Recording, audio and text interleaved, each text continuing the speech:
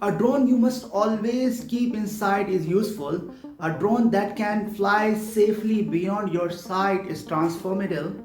Hi, I'm Dr. Kamrul Islam, and one of the most important drone shifts in 2026 is BVLOS, Autonomy Beyond Visual Line of Sight. Why is this such a big thing?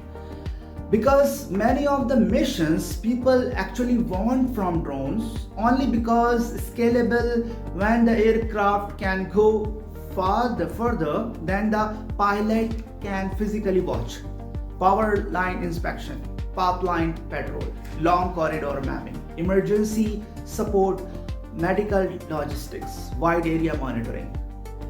The FAA in 2025 proposed BFLOS rule makes it clear that this is not a small upgrade. It covers the operational requirements, aircraft manufacturing expectations, safe operation or separation from other aircraft, authorization, security, and record keeping needed to normalize BFLO's operation safely.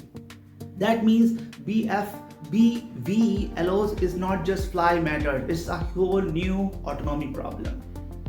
A drone flying beyond your sight must handle the first, navigation confidence, communication reliability, then contingency behavior, separation from crewed aircraft, and safe interaction with wider airspace systems. That is why UTM, Unmanned Aircraft System, traffic management matters so much. The FAA describes UTM as a collaborative ecosystem for low altitude drone operations, supporting functions like flight planning, authorization, surveillance, and conflict management, especially for BVLOS operations. So, my 2026 view is simple.